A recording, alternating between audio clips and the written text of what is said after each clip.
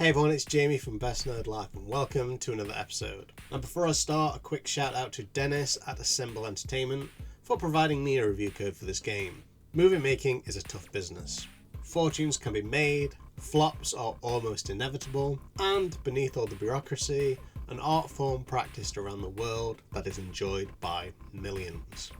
Moviehouse is the latest management sim game from Odyssey Studios that tries to capture the glitz and grime of show business. Does it do this well though, or does it bomb at the box office? Let's take a look.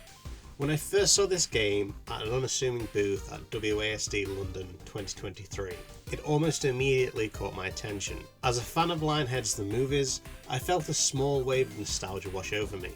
Whilst the movies and Moviehouse are similar on a surface level, the latter takes a more concise and composed approach. For example, there are no buildings to position or characters to drop off at certain points in the bid to fulfill jobs. Rather than having this slightly unruly system of doing things, a lot of Moviehouse is static. Each of the movie studios the player manages is framed as a cute diorama, set within a larger studio.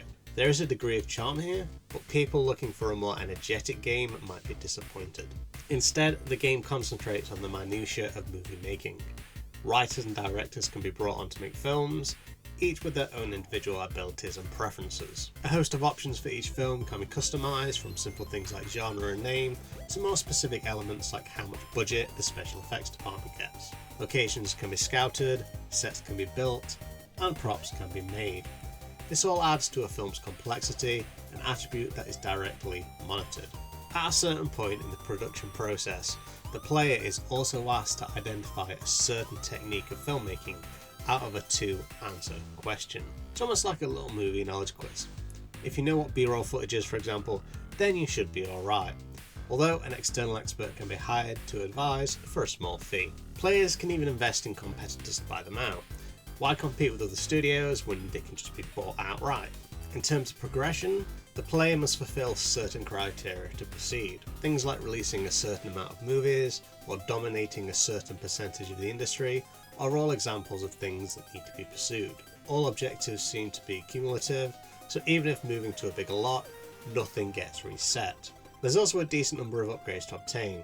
Additional ways to distribute films can be unlocked through, for example, VHS production and beyond. This is a great little way to monetize the back catalogue of films that have been produced. I didn't really find many game-breaking bugs.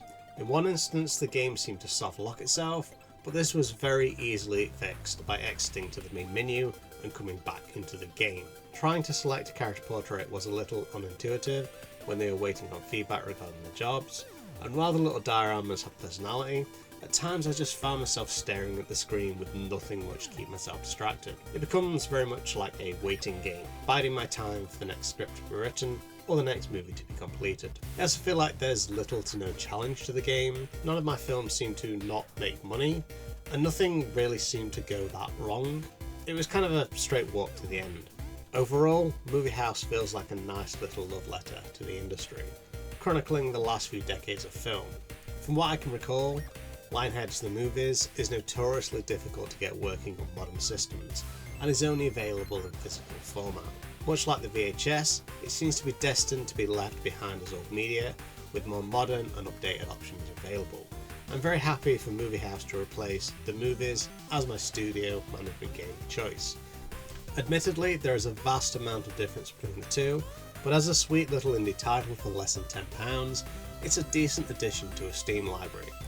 Despite the game falling a little bit flat due to a lack of things to keep me wholly entertained, it was mostly a fun experience. And that's my thoughts on Moviehouse.